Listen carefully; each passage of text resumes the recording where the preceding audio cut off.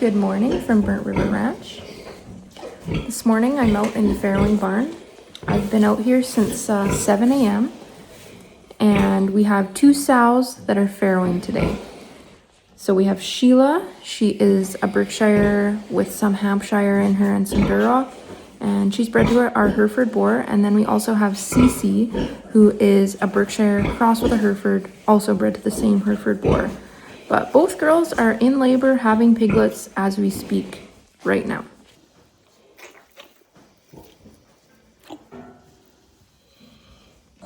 Last year I put a Wi-Fi extender and a barn camera inside of our farrowing barn so that in the night I don't have to get up and check sows every couple hours.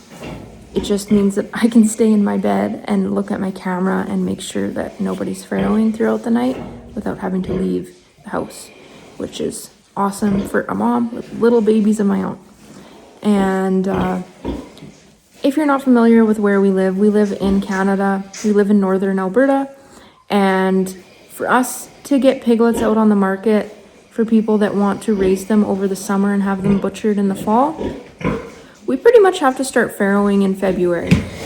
So that means that there's a high likelihood of it being minus 40 or around that temperature when we do farrow. If you know anything about pigs, you know that minus 40 and little baby pigs do not mix. That's not compatible with life. So a couple of years ago, we built this farrowing barn. It's not heated, but it has power in it. It's fully insulated. And so we can run heat lamps out here, and that keeps it warm enough in here as long as we keep everything shut and try to keep all the warm air in here. With all the sows in here and running the heat lamps, it does keep it quite warm in here. We did end up farrowing in minus 40 this year. And with all the pigs in here in minus 40 temperatures, we were able to keep the barn at about minus 11 at the very coldest, which is still a little bit too cold for piglets. Mama pigs don't lick their babies off. They don't dry them off. They're born wet and they have to travel up to the teat. So they're very vulnerable when they're little like that.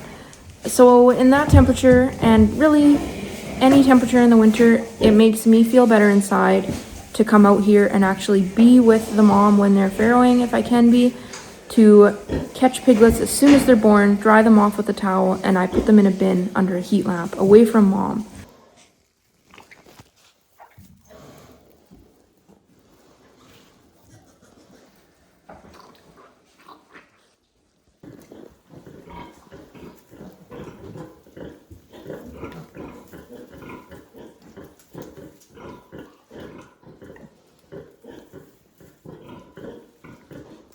Also, in the past few years, we started using farrowing crates, and I do know that this is a very controversial topic.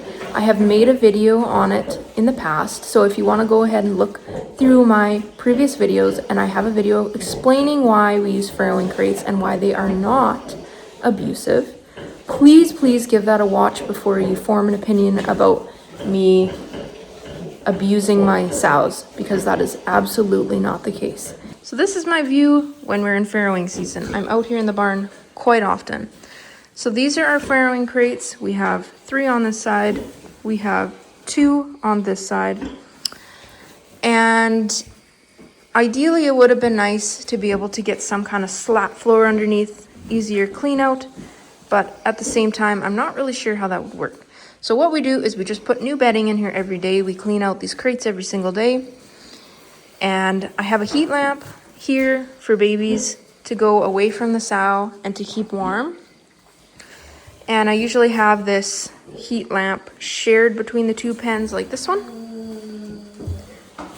But if I can help it, I try to make sure if there's a sow that's farrowing at the time or just has newborn piglets, that she gets the heat lamp only. And these guys are a few days older, so they can share. They're lively enough and strong enough that they don't need that constant heat on them just to keep them alive. They can snuggle up to mom, and they are good enough, strong enough to get away from her if she's going to lay down, and they can use her for body heat as well. It's basically just a supplemental heat source.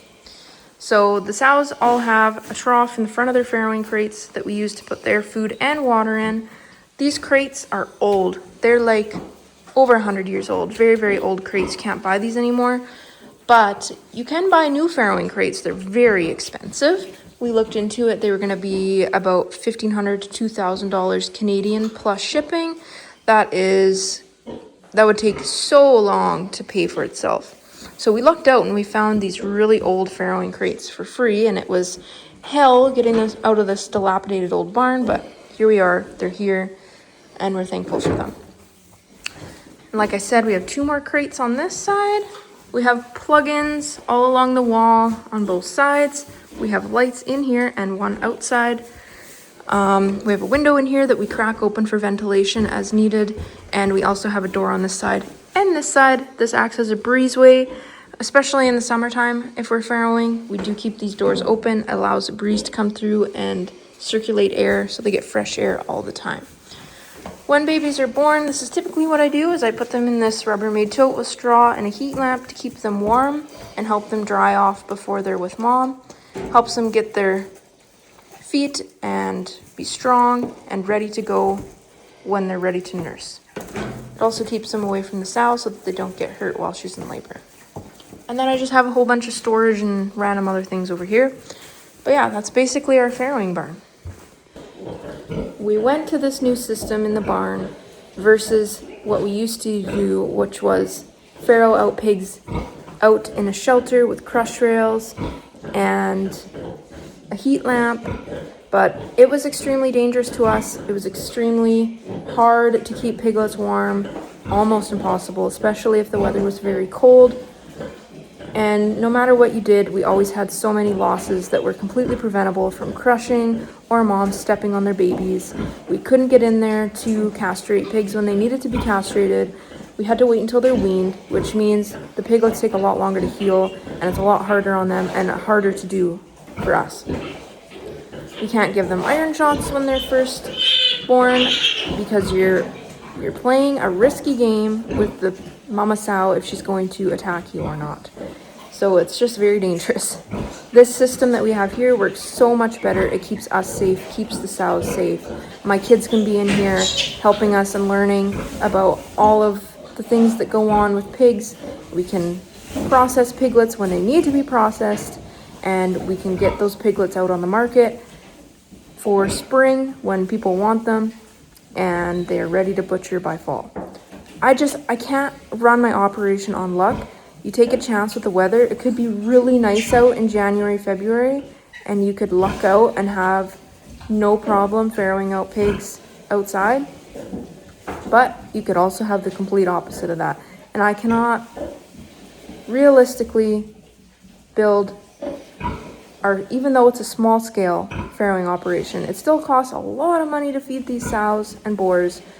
And if you have all your piglets die after you've waited months and months for them to be born, and you're trying to base your financial stability on those piglets being able to be sold or make it up to butcher weight and then sold by the whole pig or by cuts of meat, well, if you don't have that because all your piglets died and it was completely preventable, I just can't do it.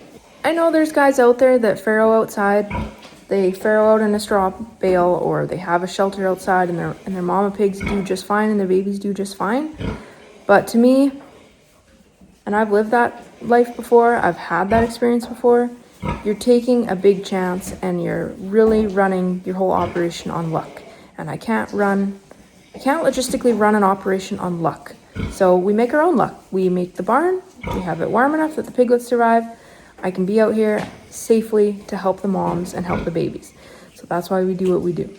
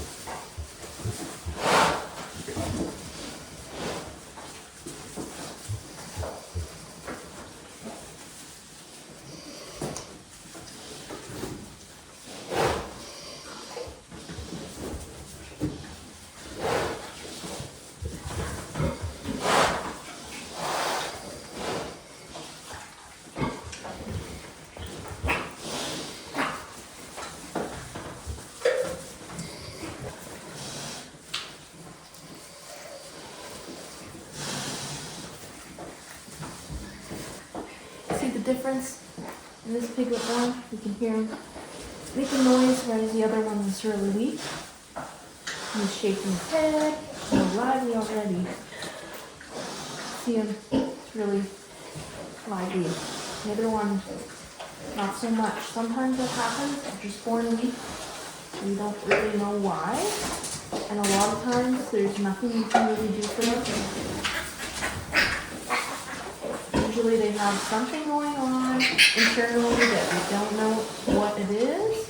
And you can try your best to save them, and sometimes it just doesn't work. So the other guy over there, I don't have high hopes. Okay. So here's that guy I was telling you about. He seems to have perked up quite a bit. I think he just took a while to get his bearings and start to breathe and get some oxygen through his system. So that's good. That's a good sign. He's starting to perk up. That's good. That's what you want to see. A lot of babies in here. How many's in here? 1, 2, 3, 4, 5, 6, 7, 8, 9, 10 so far. Last time she had 12, so we'll see what she has this time. You don't want to have too many. Too many is not good either because they only have so many teats.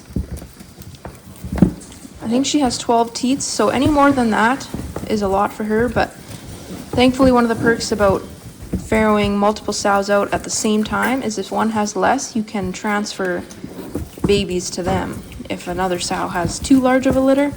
In our part of the world, I don't really recommend people getting into breeding pigs unless you are ready to commit to making a proper setup for doing it.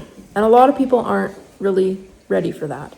So if you don't want to be doing what I'm doing, I really don't recommend getting into breeding pigs. It's far easier on your pocketbook and your heart to just buy feeder pigs from someone that's already set up to do this.